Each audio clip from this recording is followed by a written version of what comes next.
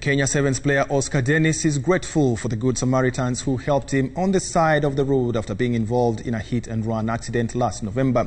The 26-year-old, who is back in the country briefly after undergoing several surgeries in South Africa to help save his right leg, says he's lucky to be alive. But Ndong speaks exclusively to the player who almost had his leg amputated. November 10th, 2020 is forever etched in Kenya Sevens player Oscar Dennis' mind for all the wrong reasons. That night, he almost lost his life when he was involved in a hit-and-run accident near his home in Nairobi while riding his motorcycle.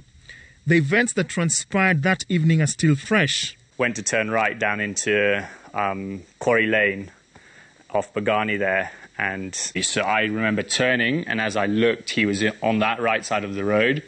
And I just remember thinking, this is it. Because I think he was probably about 5 meters away. So it hit me. I must have gone over the top of the car. My helmet's all cracked down the back. And I remember waking up, I was winded, and I woke up on the road looking up, kind of rolled over to check if the car was there, if they'd stopped, which they hadn't, so they just drove off. So then I was there, my bike was probably about 20 meters down the road. And then I kind of checking my body, I was all fine. I kind of went from top to bottom. I just lay there, kind of checked top to bottom. I knew my leg was quite sore. But the damage on his leg was much more severe. So then I looked at my leg, and as I lifted it up, I realized that there was the big wound that is also snapped as well, because it was just literally hanging.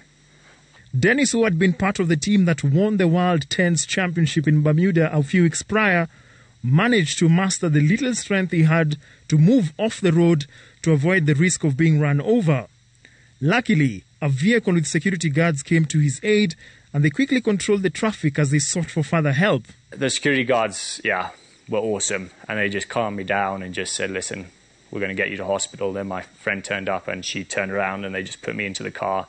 And I mean, I'm so grateful that for everyone who was there, who stopped and kind of went out of their way. So, Oscar, this is actually the first time ever that you're returning to the accident scene. How does it feel for you? Bit of a nightmare, but I got picked up kind of in this area, so I crawled off the road to here, and then the cars all stopped here and helped me.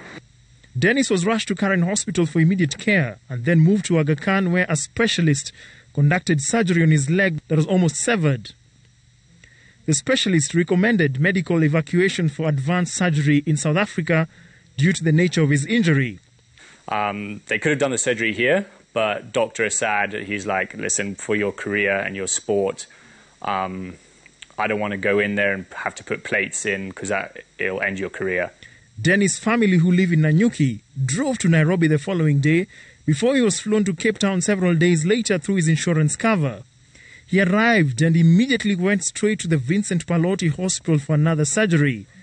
The nondescript rugby player found out much later from his family that the doctors had considered amputating his leg. And I had no idea that their plan was to amputate. But somehow then they say it's a miracle, my foot still had feeling in it and had life. Dennis, who featured for Kenya during the 2020 Las Vegas and Vancouver Rugby Sevens tournaments last season, stayed in hospital for several weeks and underwent 6 more surgeries. The tendon had come off, my big toe dislocated up here as well and was a bit broken. So I actually had pins through so I had 6 pins in my foot. So I had 5 through the toes and then 1 through the top up here. The sports management student has been forced to make some readjustments. This is how I shower. Usually before, showering used to be quite quick, between kind of 5 and 10 minutes. Now it's taking up to about 20. Just because I need to actually put a bin liner over my leg to stop water getting into the donor sites and causing infection, obviously. So I have to put that on. I have to then sit on this chair, get another chair up so I have my leg raised. Dennis has scored 20 points for the National Rugby Sevens team in the World Sevens Series. He's no stranger to injuries, having suffered a fractured jaw while playing for Shujaa, broken a collarbone and injured his groin on the rugby pitch. The damage on his right leg from the hit-and-run accident is the worst he has ever experienced. But there's a glimmer of hope in terms of his return to walking, running and playing rugby once again. So I will be back at some point. We don't have a timeline yet, but I'm hoping latest by August time. Although his family has narrowed down on the vehicle that hit him that night and filed a report regarding the hit-and-run incident with the police, Dennis has opted to focus on his recovery process and perhaps get the chance to be fully fit to earn a call-up once again to play for Kenya. Bernard Ndong for Citizen TV, Nairobi.